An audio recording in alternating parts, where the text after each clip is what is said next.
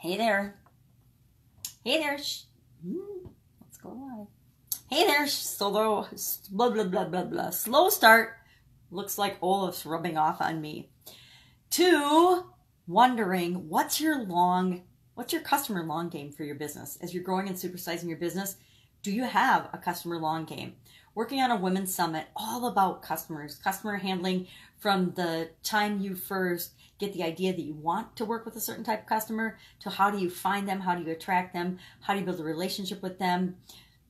Talked about that over the last couple of days because it's definitely been in the top of my mind for about the last month or so. And how do you then create the long game for your customer handling for your business? Do you even have a long game? Do you have any game when it comes to handling your customers? Yesterday, I challenged you to be a customer. Go through your organization and see and experience what it feels like to be a customer for your business, for your organization, because what we think our customers' experience is and what their actual experience is are often very, very different things. And it doesn't matter what we think their customer experience should be. It's what is their customer experience, and are we creating that the way we want it to be for them, the way they want it to be? Because the better we provide it the way they want it to be, the more likely they are to become repeat customers. And the ultimate holy grail for most organizations, not all, but for most organizations, is longevity, and therefore creating lifelong customers. Customers that come back to your business or service, your products or services, again and again and again. And like I said, not all businesses care about that or take that into consideration, but I suspect that for the long-term stability and survivability of most businesses and industries, if they were taking that perspective, what is and how can we better serve and continually be better serving this group of people that we love to work with, they would have a more viable business. Think of the brands and the products and the companies that you love. Think Apple, think Microsoft, think Facebook, think any type automobile like that people are rabid fans of, Mercedes, Audi, even Ford, Chevy. People tend to drive the same type of vehicle over and over again. So the lifetime value of something like an automobile customer could be into the millions of dollars, depending on how many vehicles a person buys. It could be, or for sure hundreds of thousands of dollars, depending on the make and the model and the car. But think about those brands. What is it about those brands and those companies that has you been, that you're a repeat customer for? What's brought you in and made you a repeat customer? Well, it's things like community, people, Apple people, and I'm not an Apple person, my kids are, but they're rabid fans. People that love Apple products. And even though Apple doesn't always come out with the best version of their products, people are still unbelievably loyal to them. The same thing is true with a lot of other brands. I think of a lot of outerwear and sportswear brands because they're things that I like. I love the Arc'teryx brand. It's expensive, but the quality is, and the things that they continually come out with serve my personal needs and my ability and my desire for status better than any other brand. I love Patagonia too, Mountain Hardwear. There's certain brands I love in that particular arena, and I like them because they do things like they increase my status, number one. Number two, they make me feel good about buying and, being in a relationship with that company. They create a relationship with their customers through communication, through advertising, through different tools and different programs that they offer. Loyalty programs are a great way to enhance your relationship and build a relationship with your customers to get them to come back again. If we're always solving problems for our customers, because when we sell them something, we create a problem for them, right? Maybe it's just how to afford our product or service. Maybe it's we solve one problem for them, but it creates another problem because now that problem's solved, guess what? It's life. We always have another problem, another challenge, another thing coming up right behind it. So as business owners, if we want to grow and create businesses that stand the test of time, we want to be thinking ahead of our customers and saying, okay, I just provided you with this course that solves a problem.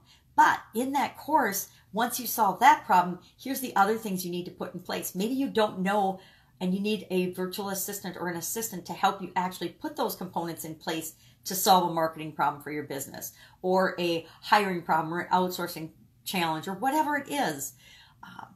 But whoever can do that better for their group of people. And we want to collect. I think of it as creating relationships and collecting people into a community that serves them on a continuous basis.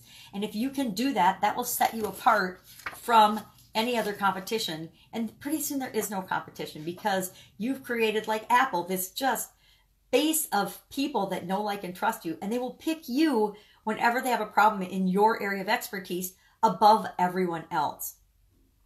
So I challenge you to continually be asking yourself, what's the next thing my customers need? We want to think ahead of our customers so that we're anticipating their needs and problems, knowing that life and business and anything that we're doing is always changing. The world is always changing.